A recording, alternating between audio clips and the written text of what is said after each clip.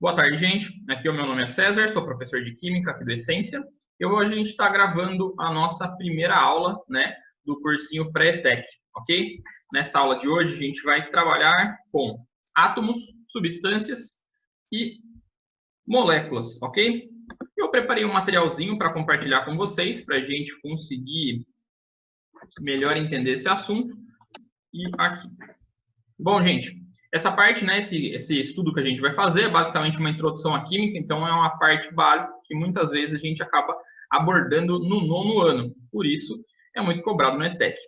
Bom, primeiramente, eu gostaria de falar para vocês que a gente vai falar sobre os átomos, a gente vai entender essa concepção de átomos, a gente vai passar pelos principais cientistas que falaram sobre esse assunto, que proporam teorias sobre os átomos, as teorias atômicas, e eu vou falar sobre algumas partículas e algumas peculiaridades que o nosso átomo possui, certo?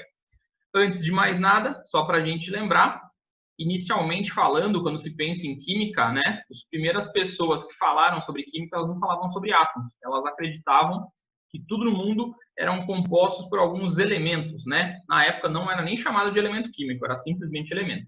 E eles acreditavam nos quatro, né? Água, terra, ar, fogo. Quase que o Avatar aqui, né, gente? Bom, então, os primeiros cientistas ou estudiosos que falaram sobre esse assunto foram na Grécia Antiga. Depois disso, esse assunto foi retomado, né, por Aristóteles, que é um filósofo muito renomado, que a gente sabe que ele foi, vamos dizer assim, pioneiro em falar sobre muitas coisas. E ele deduziu, né, que tudo no mundo era formado por uma combinação desses elementos que até então eles achavam que eram os primordiais de tudo, ok?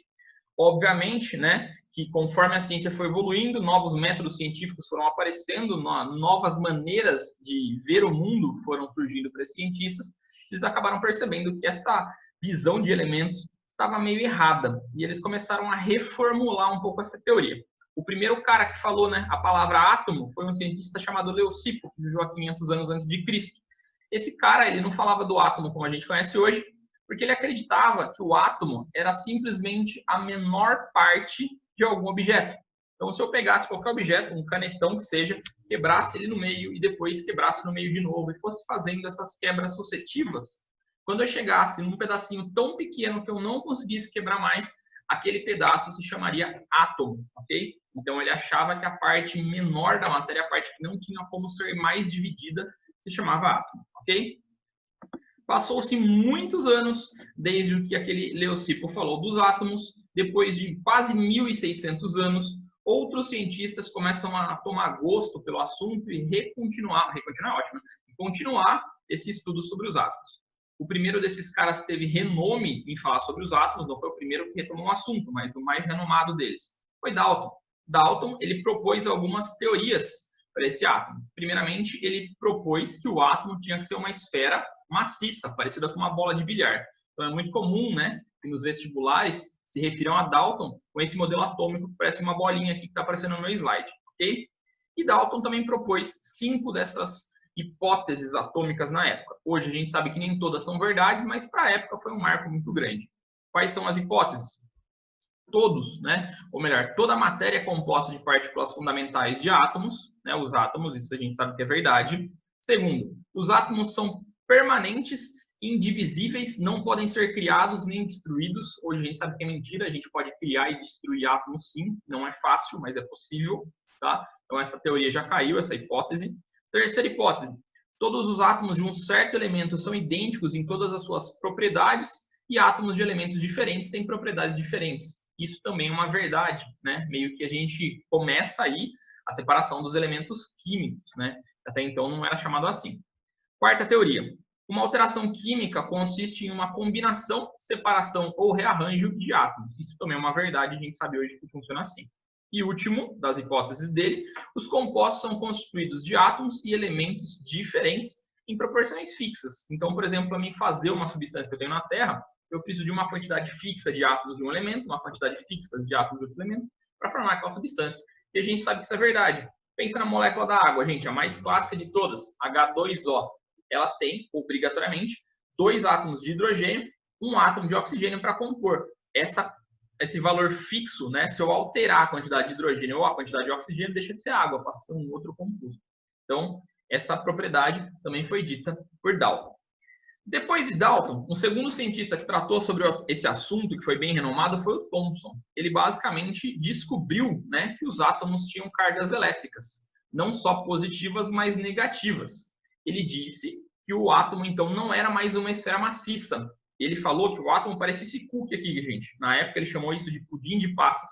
Ele disse que todas essas esferas redondinhas que estavam em volta, né, da minha esfera principal, eram as cargas negativas. E a essas cargas negativas ele batizou de elétrons. Portanto, Thomson foi o pai dos elétrons, ok? E ele disse que além dos elétrons, o resto, né, o corpo que estava em volta dessa carga negativa, né, esse corpo maior, tinha uma carga positiva. Então, ele foi o primeiro cara a falar que os átomos possuíam energia, ok? Bom, depois dele, a gente teve outros cientistas que falaram. Um dos mais famosos, né, foi justamente Rutherford. Rutherford, ele continuou a proposta do meu querido Thomson. O que ele falou? Ou melhor, o que ele fez para descobrir alguma coisa nova?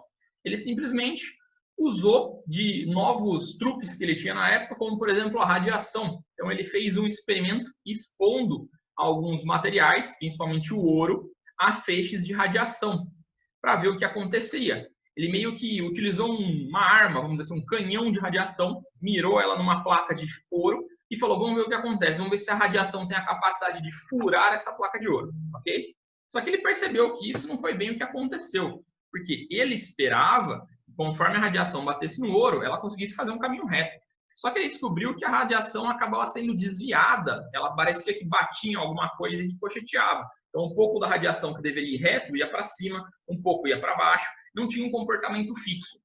Com isso, ele falou assim, para os átomos, né, terem essa capacidade de desviar, né, o fecho de radiação, ela precisa ser composta de uma parte maciça, que tenha massa, e uma parte que não tenha massa, uma parte que seja oca, vamos dizer assim. Então, ele decidiu, ele disse, né, que essa parte maciça que ficava no centro do átomo era o núcleo desse meu átomo, e ele falou que toda a parte oca que ficava em volta, que era uma parte muito maior, era a eletrosfera, ok?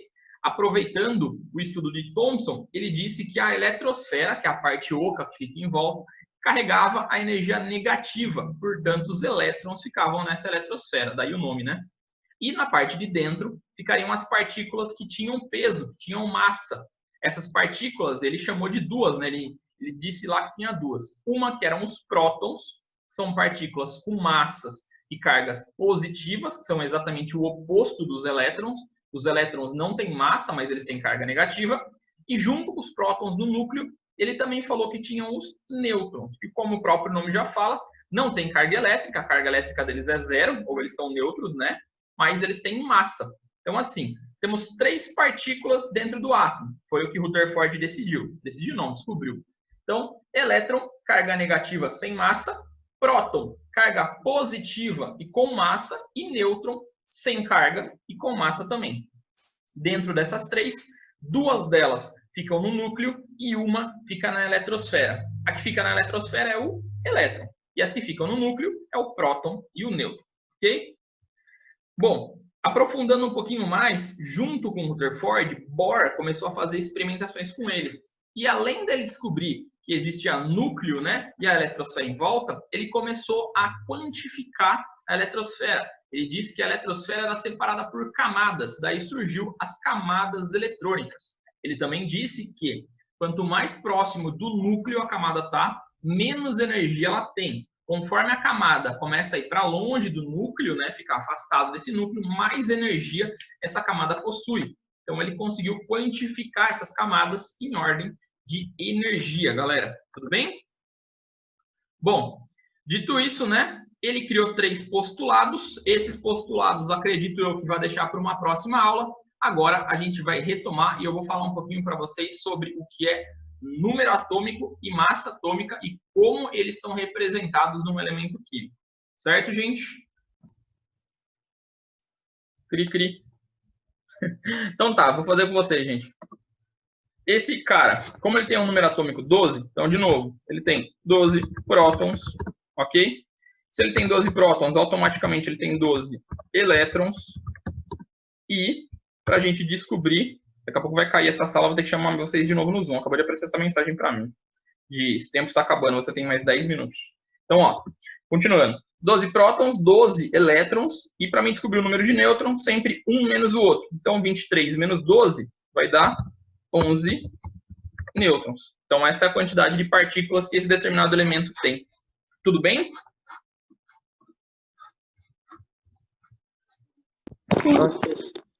Ok. Gente, é normal, né, que muitas vezes a gente, em vez de aparecer o nome para a gente, um número atômico, apareça uma letra Z, tá? Que é uma maneira de representar o número atômico. Então, se a gente vê a letra Z, ela significa número atômico. E lembrando, número atômico significa número de prótons daquele elemento. Então, o Z vai ser igual à quantidade de prótons, certo? A massa atômica, né, ou peso atômico, ela também é representada por uma letra. A letra que representa ela é a letra A. Então, se em algum lugar vocês virem a informação, né, uma letra A maiúscula, essa letra A está se referindo ao número de massa, né, ou ao peso atômico daquele elemento, ok?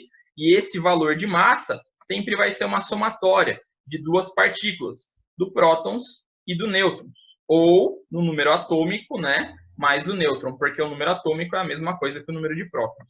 Beleza? E as representações, igual eu falei para vocês. Às vezes a massa atômica vai em cima, o número atômico vai embaixo. Às vezes é ao contrário, aparece, né, a massa atômica embaixo, o número atômico em cima. Como é que a gente vai saber quando é que é quando? Quando o número for grande ou o número maior, é a massa atômica. Se o número for pequeno, é o número atômico. Beleza? Estou batendo bastante nessa tecla, falando bastante desse assunto para vocês gravarem, porque vocês vão ver, gente, tem muita questão que utiliza esses quesitos simplesinhos, tá? De atomística e de partícula subatômica. Então, a gente tem que literalmente decorar isso daí. Bom, dito isso, galera, né, a próxima coisa que eu vou falar para vocês é que existem situações onde um átomo ele deixa de ser neutro, ele passa a ter uma carga. Essa carga pode ser uma carga positiva ou uma carga negativa. Quando isso acontece, quando esse meu átomo deixou de ser neutro, ele passa a se chamar de íon, ok? Então ele vira um íon. Isso acontece tanto quando o elemento fica positivo, quanto quando o elemento fica negativo. Como que isso pode acontecer? Sempre que um elemento químico, né, um átomo de algum elemento químico vai fazer uma ligação química, essa ligação envolve, né, um fluxo de elétrons. Então, aquele elemento pode ganhar elétrons ou ele pode perder elétrons numa ligação química. Quando aquele cara ganha elétrons, a gente diz que ele ficou com mais elétrons do que prótons. Então, quer dizer que a carga dele está mais negativa. Então, quando a carga do cara está mais negativa, ele se torna um ânion, tá, gente? Que é esse nome aqui embaixo. Ânion é sempre que ele ganha elétrons. Agora, por outro lado, se esse cara ganhou elétrons, algum outro elemento teve que perder esses elétrons para ir para esse cara. Porque não tem elétron sozinho na natureza. Os únicos elétrons que a gente encontra no mundo pertencem a elementos químicos. E para que um elemento químico tenha mais elétrons, ele precisa ter pego de outro elemento. O elemento que perdeu esse elétron, esse cara pode ficar com um próton a mais. Não sei se vocês concordam comigo. Mas sempre que eu perco uma carga negativa, eu estava neutro, essa carga que sobra, né, vai fazer a diferença. Então, como tem um próton a mais, ele fica parcialmente positivo. Quando isso acontece, eu chamo o cara de cátion. É muito comum que a gente veja esses íons sendo representado com alguns sinais. Sempre que eu ver, né, algum elemento químico com um sinal positivo do lado, significa que esse cara não é mais um átomo, ele passou a ser um íon. E qual tipo de íon que ele é? Quando ele está positivo, ele é um cátion, ok? Agora, quando eu vejo, de novo, um elemento químico com um sinal de negativo do lado, quer dizer que esse cara está com mais elétrons do que antes. Se ele tem mais elétrons, ele não é mais um átomo, ele passou a ser um íon. E que tipo de íon? Ele é um ânion, certo? Que é o íon negativo. Eu não estou conseguindo selecionar para pintar. Então, sempre que o cara ganhou elétrons, ele vira um ânion. Sempre que o cara perdeu elétrons, ele vira um cátion. Aí ele deixa de ser neutro, beleza? Quanto que ele pode ganhar ou quanto que ele pode perder, professor? O máximo que ele pode pegar de elétron é 3. Então, o máximo que ele pode ter de carga vai ser mais 3 ou menos 3. Ok? É comum que a gente encontre muitos elementos com essa carga? Não, porque não é tão fácil para ele roubar 3 elétrons ou perder 3 elétrons. É difícil para isso acontecer. É muito comum que eu veja simplesmente um mais ou um menos. O exemplo mais comum de íon, que eu acho que vocês já devem ter visto na escola, né? Provavelmente devem ter visto na escola, é quando a gente coloca sal em água, né? A professora deve ter mostrado que quando a gente faz isso, a gente tem a formação de 2 íons, né? O íon Na+, e o íon Cl-. Então, fica como? Fica assim, Na+, e Cl-. Esses 2 caras, né, surgiram vamos dizer assim, da decomposição do sal de cozinha. Porque quando eles estavam na forma de sal de cozinha, eles eram uma molécula, né, junta. Eles eram o NaCl, ok?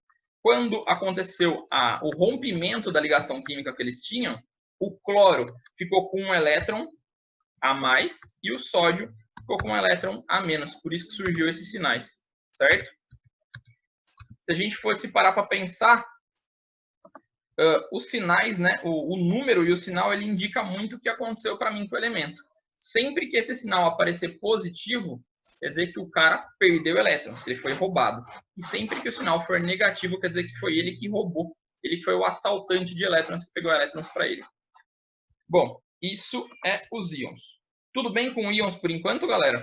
Essa parte de isótopos eu não vou entrar ainda. Sim? Não? Talvez?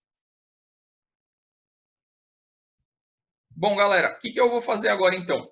Eu vou compartilhar com vocês a nossa lista de exercício, né? E eu vou pedir para vocês, eu vou lendo com vocês e a gente vai fazer alguns exercícios disso que eu expliquei para vocês juntos, ok? Eu vou ler com vocês, dou um tempinho para vocês fazerem e depois corrijo, ok? Vai cair o nosso Zoom em justamente 2 minutos e 42, galera. Então, daqui a pouco eu vou ter que mandar um link de novo para vocês no WhatsApp. Vocês estão vendo a apostila? Está todo mundo conseguindo enxergar o arquivo?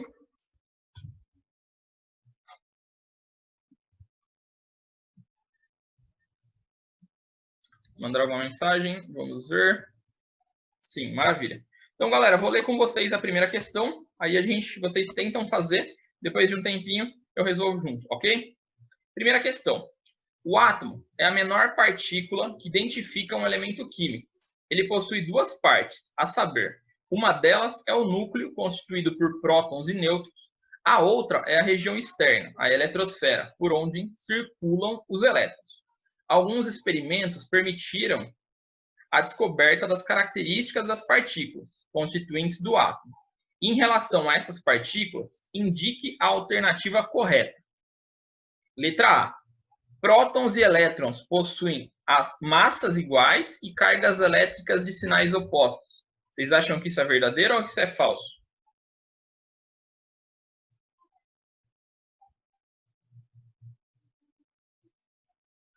Vez de vocês, gente.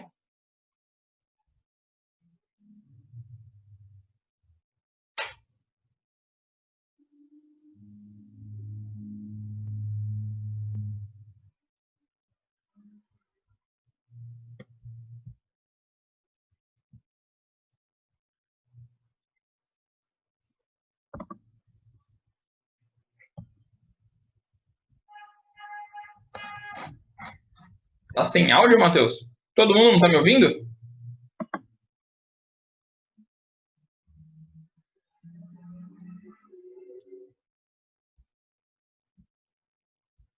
Sim, eu tô te escutando. Que bom. Ué, será que você esqueceu de apertar algum ok aí no microfone, Matheus?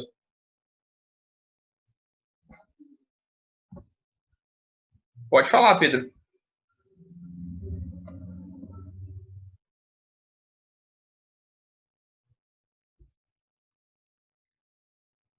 Ué.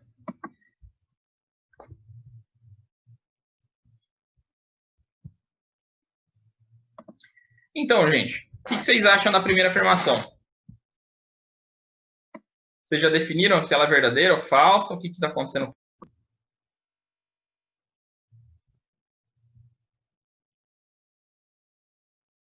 Vamos ver, gente. Quem achar que sabe a resposta, já manda aí no chat já, pra gente conferir.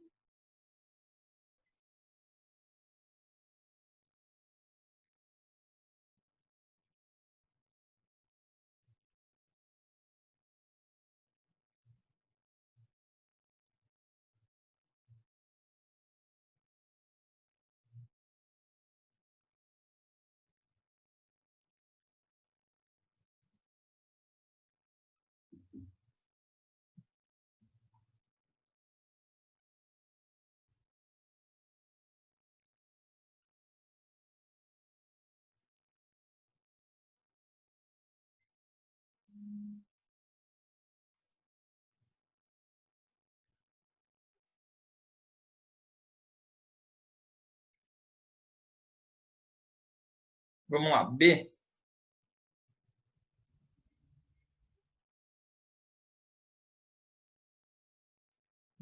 Muito bom, Giovana. B. Todo mundo chegou na B ou vocês ainda não conseguiram terminar, gente? Qualquer coisa, espera mais um pouquinho. Depois eu explico como que a gente chega nesse raciocínio.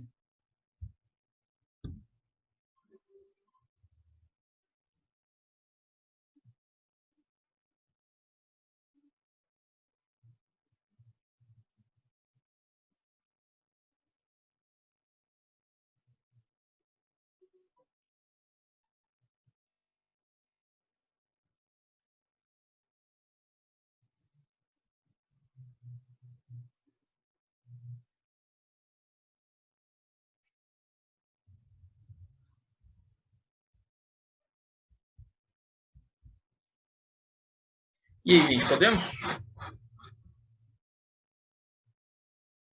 Vocês viram, né? Eu sofro de uma coisinha chamada ansiedade pedagógica. Eu vou ficar pressionando vocês toda hora, mas é involuntário, tá? Não é por mal. Perdão. Até porque eu não consigo ver se vocês estão fazendo. Eu fico, tipo assim, olhando pro computador. Aí isso é muito triste para um professor, gente. Eu gosto de ter interação na sala de aula. Tô com saudade da sala de aula já. Essa é a resposta, não. Sabe não? Então, ó, gente. Posso resolver com vocês, então, o resto da sala também? Pode ser? Pedro chegou na resposta certa. Isso aí. Então, galera, só para tirar tema.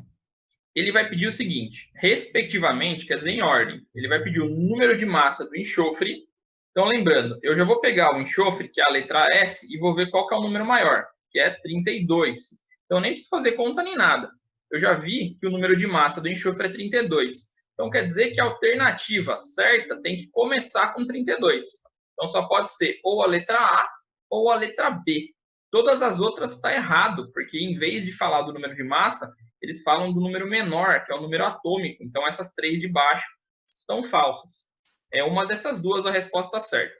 Aí depois, ele me pede o número de nêutrons do outro elemento, que é o cobre, desse Cu aqui. Para a gente fazer o número de nêutrons, galera, a gente tem que fazer a massa, que é o maior, que é 64, menos o número atômico, que é 29. Se eu fizer 64 menos 29, eu vou ter que o meu resultado é 35. Portanto, o número de nêutrons que o cobre tem, são 35. Então, a resposta certa é a letra B, 32 e 35. Beleza, galera? Vocês têm essa lista impressa com vocês ou vocês têm ela só digitalizada?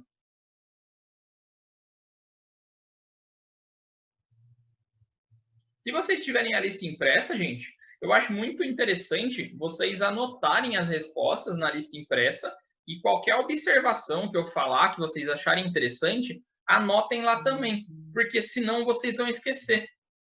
E a gente vai ter várias aulas de outras coisas diferentes, então provavelmente vocês vão querer dar uma reolhada nessa apostila quando estiver chegando a época da prova. Então, se você anotar alguma dica que te ajude a lembrar da resposta na apostila, fica muito mais fácil para você depois, quando você for olhar de novo. Então, fica a dica para vocês, beleza? Indo para a próxima questão, galera. Próxima questão fala assim: indique o número de prótons, nêutrons e elétrons que existe, respectivamente, no átomo de mercúrio. Aí ele me fala que o átomo de mercúrio é esse aqui de baixo, ó. ele coloca o número 200 em cima, que é o número de massa, e coloca o 80 embaixo, que é o número atômico. Aí ele quer saber, na ordem, né, gente? Quantos prótons tem, quantos nêutrons tem e quantos elétrons tem. Vocês conseguem fazer tranquilamente, eu acredito, né? Agora é 2h52, então vamos tentar fazer aí, ó, uns 4 minutinhos, 2h56 para terminar? Pode ser? Fala comigo, gente.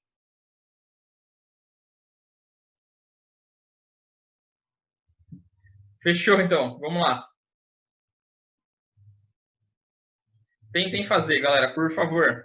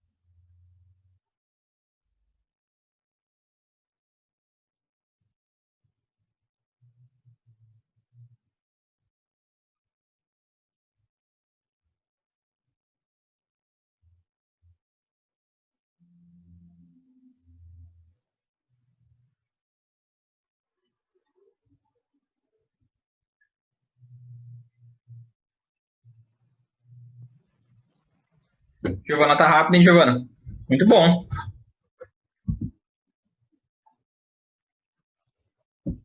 Fenomenal.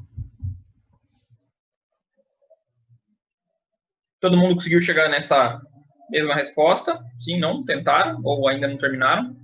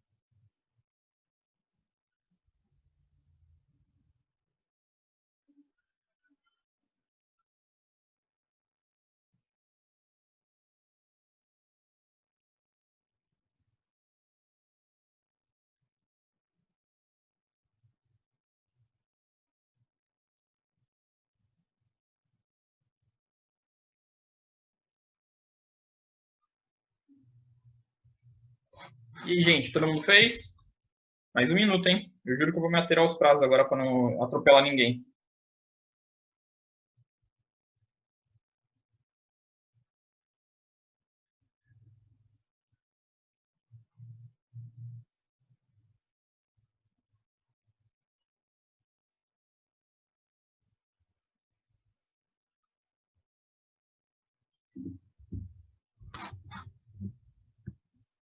Então, 56, vamos começar, né?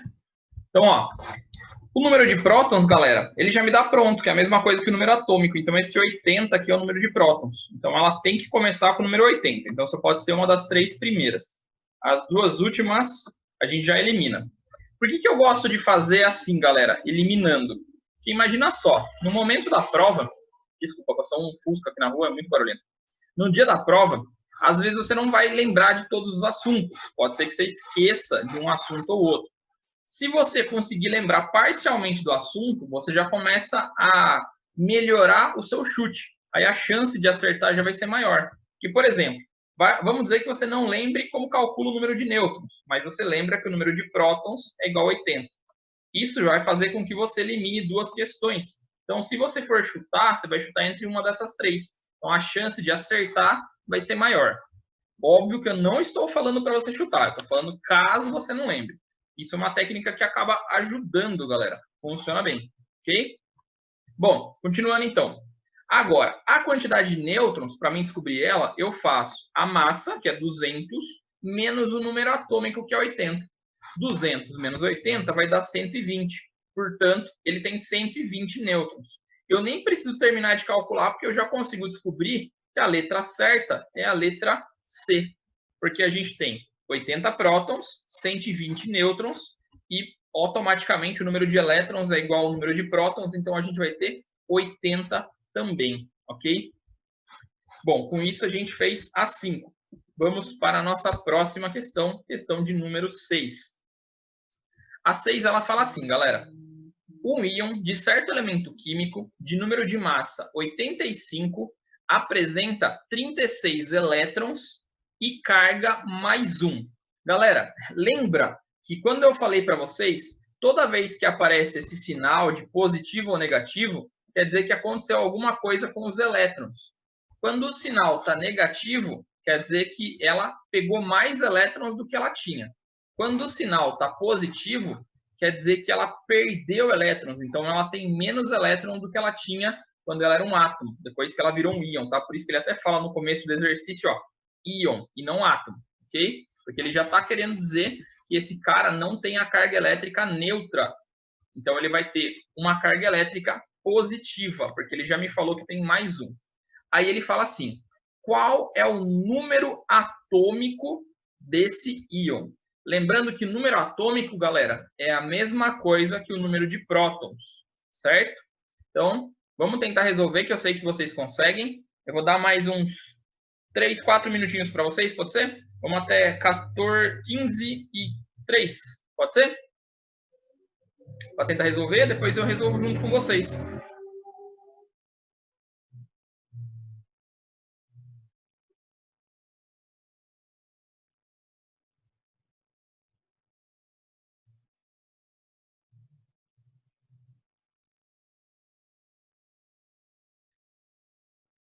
Gente, não esqueça de falar, tá bom, professor, entendi, professor, ou sim, ou não. Fale alguma coisa para mim saber que você está ouvindo o que eu estou dizendo. Por favor. Obrigado, Gabriel. De nada.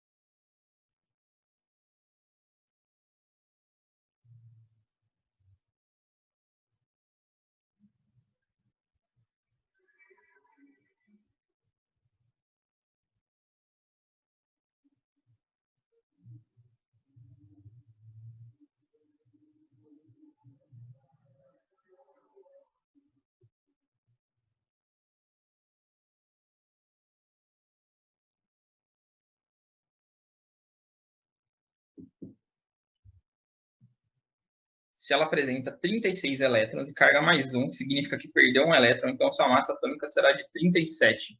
Muito bom. Muito bom mesmo.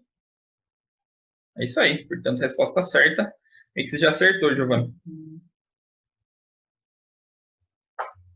Mas mesmo assim, né? Vamos combinado a combinado. Vou esperar até as 3h04. Daí eu continuo e corrijo bonitinho com vocês.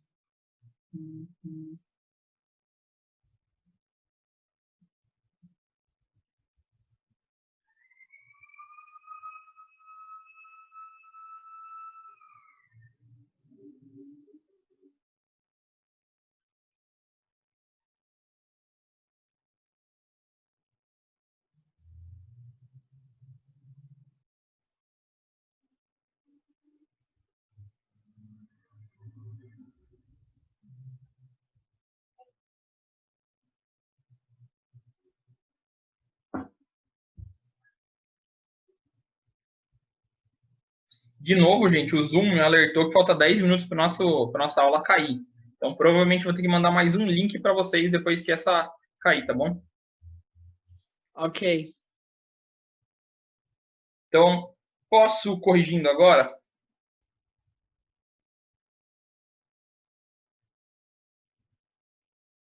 Ainda não? Bianca pode. Então, gente, vamos lá, vai. Então, ó, o que a Giovana colocou no chat está praticamente certíssimo, né? A nossa resposta certa. Mas é o seguinte, galera. Um íon, né, de certo elemento químico de número de massa 85 apresenta 36 elétrons e carga mais 1. O fato dele ter essa carga mais 1, galera, quer dizer que ele basicamente perdeu um dos elétrons que ele tinha. Então, se ele perdeu um elétron, antes ele teria 37 elétrons. E essa sim seria a quantidade, né, para um elemento neutro, né, um elétron a mais. Então, ele teria justamente essa mesma quantidade em prótons, ou seja, o número atômico dele ia ser 37, alternativa C. Então, a resposta certa é letra C, ok? Bom, continuando para a nossa próxima questão, questão de número 7, ela diz o seguinte: um cátion metálico trivalente, galera, esse termo trivalente, ele basicamente ele me dá uma informação de carga também. Isso significa que esse cátion, né, ele termina com o sinal 3+. Então, se fosse bivalente, seria 2+, se fosse monovalente, seria +1, igual ao exercício anterior, né? E como ele fala trivalente, quer dizer que a carga é mais 3, ok? Então, se a carga é mais 3, quer dizer que esse cara perdeu 3 elétrons. Lembrem-se disso, tá? Continuando. Ele tem 76 elétrons, 118 nêutrons. O átomo do elemento químico do qual se originou tem um número atômico e o número de massa, respectivamente. Aí ele quer saber qual é o valor, né, desses dois. Conseguem fazer, galera? Acredito que seja tranquilo. Marca 4 minutos no relógio, agora 3:04. Vamos até 3:08, pode ser?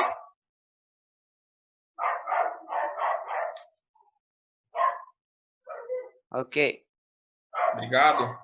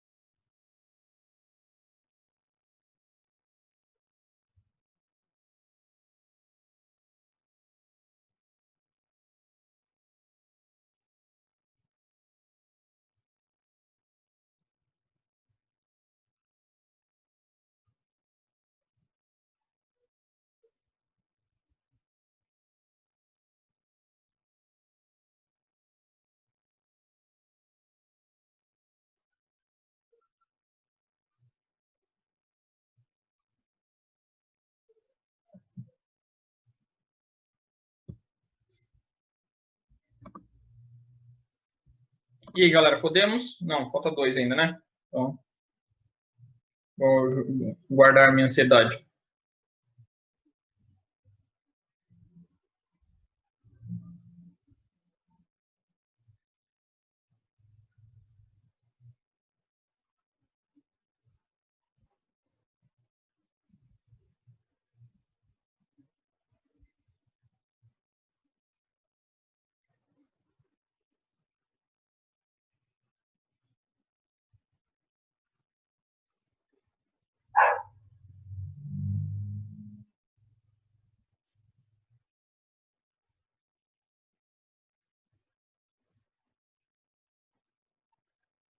Agora pode?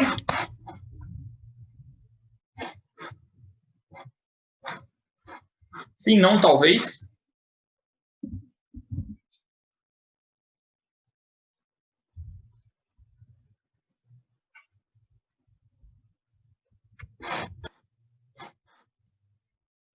Giovana acertou, como sempre.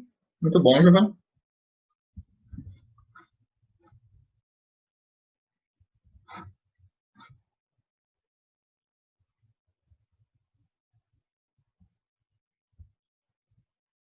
Aliás, espera aí. Eu acho que só a segunda parte que deu errado, Giovana. A parte do número de massa. Bom, vamos fazer junto agora, daí a gente dá uma conferida. Bom, um cátion metálico trivalente tem 76 elétrons. Se ele é trivalente, quer dizer que ele já perdeu 3. Então, antes dele perder esses 3, ele tinha 79 elétrons, ok?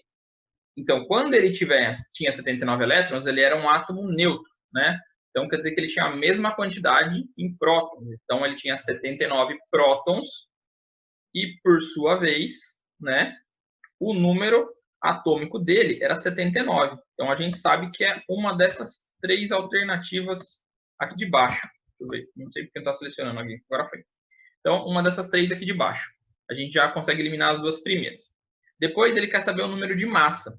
Para a gente achar o número de massa, a gente vai somar os prótons com os nêutrons. Então, a gente sabe que ele tem 79 prótons mais 118 nêutrons. Quanto que vai dar isso? Ah, não, tá certo. Eu que falei errado. Giovana, você acertou, perdão. Então, 79 mais 118, fazendo a calculadora rapidinho, vai dar 197. Portanto, né, ele tem 79 de número atômico, 197 de número de massa, e a alternativa certa é a letra E. Beleza, gente? Deu para entender? Tranquilo? Sobrevivemos? Sim, não, talvez? Só para lembrar, o Zoom vai cair em 2 minutos, hein, galera? Então, eu vou pedir para vocês irem fazendo a 8, vou ler com vocês, que é meio grandinha, e depois eu já fecho aqui e já mando um link novo no WhatsApp, tá? Então, vamos ler. Número 8. O teste de chama é um procedimento corriqueiro em laboratórios de química, tanto em níveis básicos como avançados. Ele pode ser utilizado para uma simples observação calorimétrica ou para identificação de um cátion metálico. Consiste em se inserir uma amostra de determinado composto, geralmente no estado sólido, na base da chama, com o auxílio de um fio de platina, observando-se assim a mudança de coloração apresentada pela chama. A cor deve-se à influência da temperatura na estrutura atômica do cátion presente na amostra. A tabela a seguir apresenta a cor esperada para os cátions de alguns elementos químicos. Aí ele coloca: se fosse sódio, o fogo ia ficar amarelo; se fosse potássio, a cor do fogo ia ser violeta; se for cálcio, a cor do fogo é alaranjada; se for estrôncio, a cor do fogo é vermelha; e se for cobre, a cor do fogo é verde. Aí ele fala assim: a professora do laboratório de ciências apresenta 3 amostras de sais: o sulfato de cobre, que é esse primeiro; depois, o nitrato de potássio, que é o segundo; e o cloreto de sódio, que é o corriqueiro sal de cozinha, que é o terceiro. Para os alunos as identificarem com base nessa tabela. Assinale a alternativa que relaciona corretamente o sal à respectiva cor no teste de chama. Então, ele quer saber, né, qual desses sais aqui tem a cor correta no teste de chama. Como é que você vai associar isso, galera? Vê a composição do sal, vê o elemento que está embutido aqui dentro, e desse elemento a gente procura naquela tabelinha para ver se está na cor certa, tá?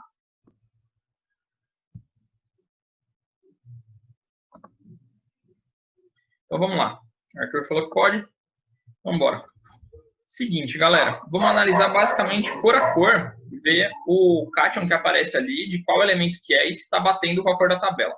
O primeiro que ele fala é o nitrato de potássio. Então a gente tem que dar uma olhada na cor da tabela do potássio. Ó, o potássio, pela tabela, ele fica com a cor de chama violeta. Logo de cara, a cor que ele emite, né, a alternativa já está certa, porque mostra que o potássio emitiu essa cor violeta. Deixa eu ver se está Sala de espera. Deixa eu ver. Admitir. Pronto, acho que agora entrou todo mundo. Então, só para responder, galera, essa daqui, letra A, é a alternativa correta, beleza? Por que as outras não seriam? NaCl é sódio. E o sódio, de acordo com a nossa tabela, tem que ficar amarelo e não vermelho. Então, essa estaria errada. A de baixo é o sulfato de cobre. O cobre, de acordo com a nossa tabela, tem que ficar verde e não amarelo, de novo. Então, também está errada.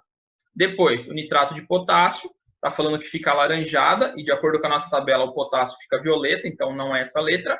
E a última, né, o sulfato de cobre, e fala que a cor é alaranjada, sendo que na nossa tabela o cobre fica com a cor verde. Portanto, não é. A resposta correta é a letra A, ok? Vamos para a nossa próxima. Alguém mandou uma mensagem ali no WhatsApp, eu tenho medo de ser alguém que não conseguiu entrar. Deixa eu ver. Qual o ID e a senha? Como que eu nunca sei ver o ID e a senha, gente? Desculpa. É que eu sempre mando o link e pelo link entra. Me desculpa. Oi, César, é a Carol aqui, tudo bem? Bom, Carol. É assim, ó, quando você quer ver o ID, pelo computador, você passa o mouse na parte de cima ou na parte de baixo para aparecer os componentes, sabe? Sim. Que pra gente não aparece, mas é para aparecer para você. Aham. Não tá aparecendo um ID e uma senha? Na verdade, não, Carol. Aparece só as opções normais, assim, de compartilhamento de vídeo, de participantes.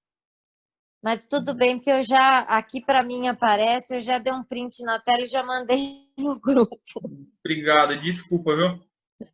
Tá, Perdão, mas dá gente. uma olhada de vez em quando no grupo para ver se o pessoal não tá mandando mensagem. Certo, perfeito. Então, boa aula para vocês, gente. Obrigado. Retomando, gente. Vamos lá. Na 9, ele diz o seguinte: um caminho para a sustentabilidade é intensificar a reciclagem de materiais como o plástico. Os plásticos, sejam sobras de processos industriais ou mesmo recuperados do lixo, passam por triagem, que separa os diferentes tipos, para em seguida serem lavados e transformados em pequenos grãos. Esses grãos podem, então, ser usados na confecção de novos materiais. Em sua fase final de reciclagem, os grãos sofrem muita agitação e podem ser eletrizados com carga positiva. Nessas condições, é correto afirmar que eles passaram por um processo de... Então, ó, para eles ficarem com a carga positiva, galera, e a gente sabe que a gente não consegue mexer na quantidade de prótons de um elemento, a gente vai ter que mexer simplesmente com a quantidade de elétrons. E para um elemento ficar positivo, é só eu diminuir a minha carga negativa, certo? Qual que é a partícula que representa a carga negativa mesmo?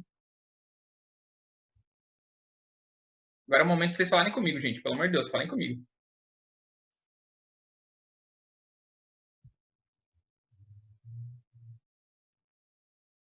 Cri, cri. Vamos lá, gente. Qual que é a carga negativa, gente? Das 3 partículas que a gente falou hoje, dos prótons, nêutrons e elétrons, qual que é a negativa? E alguém mandou no chat, vamos lá. Elétrons, muito bem. Então quer dizer que para um material ficar positivo, a gente justamente tem que arrancar ou remover os elétrons. Logo, a alternativa certa dessa daí é a letra D, tudo bem? Essa eu fiz meio rápido, nem dei tempo para vocês, mas essa acho que foi tranquilo para entender, não foi? Foi. Show, obrigado pela resposta. Bom, próximo, galera, número 10. Falta só 5 para a gente terminar hoje. Leia o texto que brinca com 2 conceitos de química. E ele fala o primeiro: porque tomar água no meio da aula prejudica o aprendizado? Aí a resposta é: porque diminui a concentração. Essa é uma piada fantástica, aliás, tá, gente? Próximo. Um nêutron entra no bar e pergunta: qual é o valor da bebida? E o garçom responde: para você é 0. No segundo exemplo, o valor da bebida faz analogia, aí ele quer saber com o quê?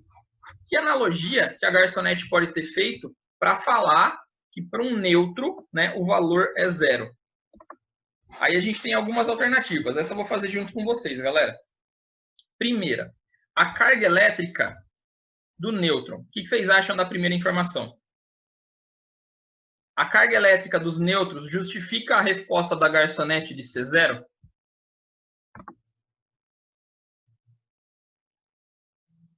O que vocês acham?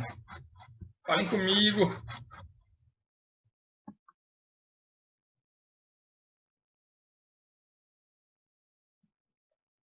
Eita, não dá para ouvir nada. Matheus, de novo, cara.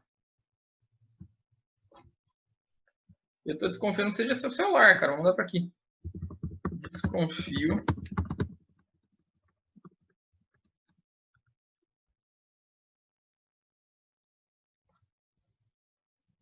E aqui eu acho que o pessoal está me ouvindo, né?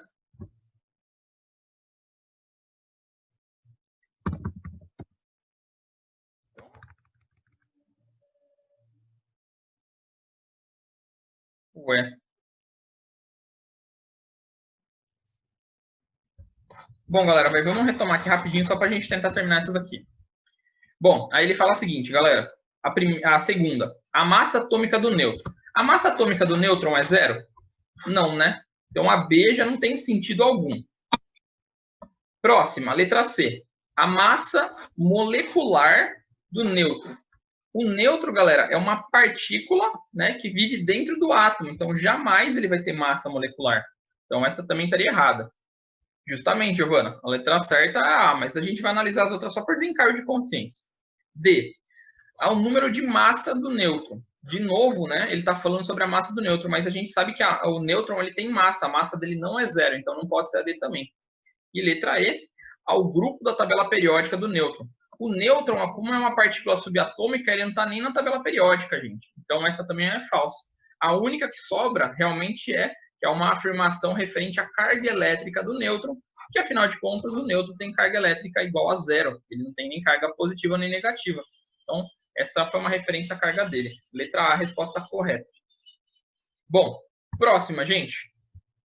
Na 11. Os átomos de alguns elementos químicos apresentam propriedades de, por meio de reações nucleares, transformar massa em energia. O processo ocorre espontaneamente em alguns elementos, porém outros precisam ser provocados por meio de técnicas específicas. Existem duas formas de obter essa energia. Primeira, fissão nuclear, em que o núcleo do atômico se divide em duas ou mais partículas. E a segunda é a fusão nuclear, no qual dois ou mais núcleos se unem a produzir um novo elemento químico. Então, só para justificar um pouquinho isso aí, gente. Fissão nuclear é o que a gente tem quando a gente está pensando na bomba atômica, ou quando a gente está produzindo energia nuclear. E fusão nuclear é o que o Sol faz juntando dois elementos diferentes para produzir um elemento novo. Isso também gera muita energia. Então, esses dois métodos, eles envolvem uma quantidade de energia muito grande, tá? Aí, continuando o texto. A fissão do átomo de urânio é a principal técnica empregada para a geração de eletricidade em usinas nucleares e também pode ser usada em armas nucleares, que eu acabei de falar, né? Depois, a fissão do urânio pode ser provocada pelo bombardeamento de nêutrons, que pode ser representado pela equação. Aí a gente tem lá um átomo de urânio, que tem a massa 235 e o número atômico 92. Aí eles jogam um nêutron nesse urânio. E o que acontece? O urânio ele se divide em dois novos elementos. Um desses elementos, né, é o bário, que tem a massa 140 e o número atômico 56. E o outro elemento, eu não lembro quem que é esse KR de cabeça, eu acho que é o criptônio.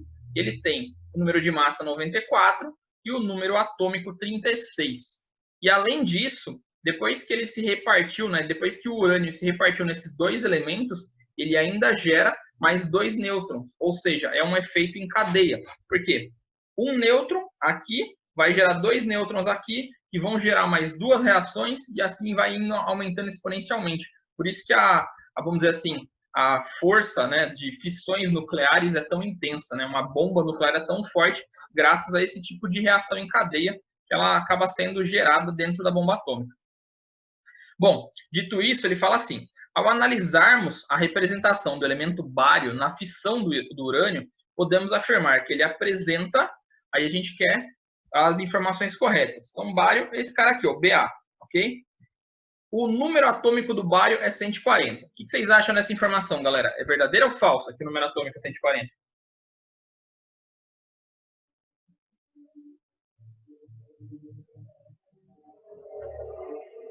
Falem comigo, gente. Falsa, exatamente. Justamente porque, na verdade, o 140 é o número de massa. Então, realmente, a letra A é falsa. Depois, B. O número de massa é 56. A gente acabou de ver que o número de massa era o 140 de cima, né? Então, essa daqui também é falsa. Depois, letra C. O número de prótons é 56. Bom, gente, a gente sabe que prótons é igual ao número atômico. E o número atômico é 56. Portanto, a letra C seria a nossa alternativa correta, tá? Por desencargo de consciência, vamos ver as outras duas. Ele fala que o número de elétrons é 84, o que é uma mentira, porque teria que ser 56, né? Porque sempre é igual ao número de prótons. E letra E fala que o número de nêutrons é 140, que é uma mentira, porque o número de nêutrons tem que ser em torno ali dos 84, alguma coisa assim. Então, ou seja, a alternativa correta é que o número atômico é igual a 56, letra C. Vamos para a próxima. 12. Gente, se eu estiver falando muito rápido, se vocês quiserem que eu volte em alguma, pelo amor de Deus, fala, tá? A número 12, galera, ela fala sobre um tema que eu ainda não tinha explicado para vocês, que a gente só falou de átomos no começo da aula. Essa número 12, ela vai começar a considerar moléculas, né, ou substâncias. Então, eu vou dar uma explicada, talvez eu não consiga dar uma explicada rápida, ou melhor, eu vou explicar rápido esse final de conteúdo para vocês. Aí, essas 3 que vai faltar, 3 ou 4 que vai faltar para a gente resolver, vocês tentem resolver em casa, e eu volto na próxima plantão nosso e refaço elas no começo da aula, pode ser? A gente está com 3 minutinhos só para dar o horário da próxima aula de vocês, se eu não me engano. Então, ó, só para falar um pouquinho de molécula, galera. A gente falou bastante de átomo hoje, a gente viu bastante definições dos átomos e de propriedades, partículas desses átomos. Agora, só para entender. Uma molécula, galera, é como se fosse uma digievolução de um átomo. Como assim digievolução, professor? Quando eu tenho vários átomos ligando, né, fazendo ligações químicas um com os outros, e eles acabam ficando próximos um dos outros, eles dão origem a moléculas.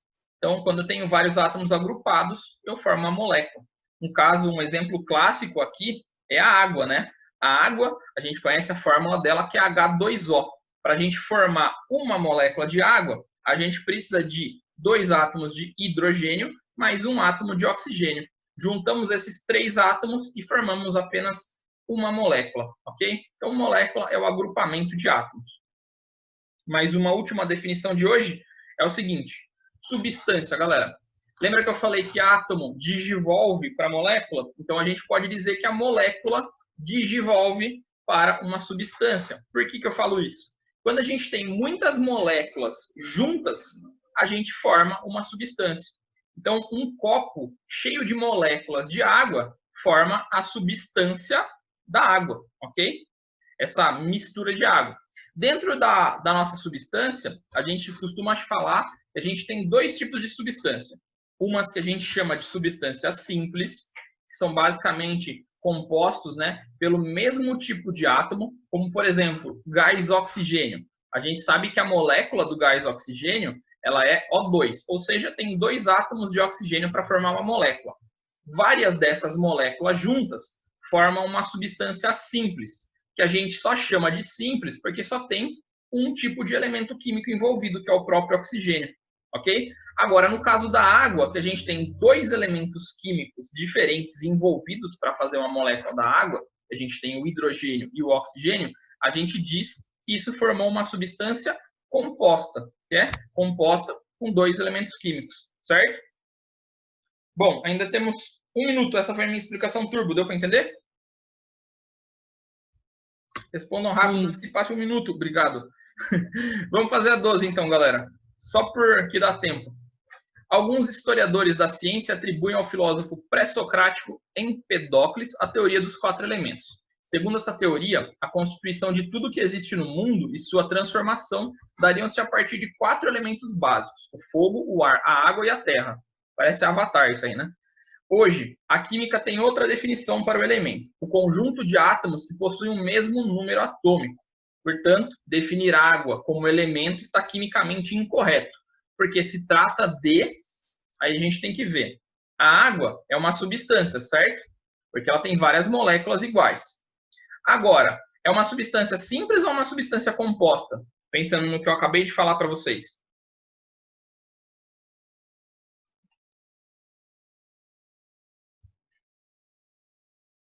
Ela não é composta por dois átomos diferentes, né? Dois tipos de átomos diferentes, átomos de hidrogênio e átomos de oxigênio. Como ela é composta por dois elementos químicos diferentes, a gente fala que ela é uma substância composta, ok? E quantos elementos constituem ela? Como eu acabei de falar, dois, né? O hidrogênio e o oxigênio. Portanto, a resposta certa para o número 12 seria a letra E. Exatamente. Muito bom, Giovana. É isso aí. Letra E seria a resposta correta. Bom, galera, agora sim, faltou a 13, que eu vou deixar de lição de casa para vocês tentarem, ok? A 14 e a 15. Aí, no comecinho da nossa próxima aula, que vai ser daqui 15 dias, eu recapitulo e a gente corrige essas questões. Pode ser, galera? Pode. Bom, novamente, gente, me desculpe o atraso no começo da aula, foi erro técnico aqui na hora de publicar a live lá no YouTube, que o YouTube não deu certo, que a minha internet não foi compatível, vamos dizer assim. E eu fiz pelo Zoom, mas na próxima vez eu juro que eu vou fazer certinho, a gente já começa na hora certa, tira esse tempo perdido. Obrigado pela atenção de todo mundo e desculpe qualquer coisa, beleza? Agora eu vou desligar a sala. Gente, até mais então. Obrigado.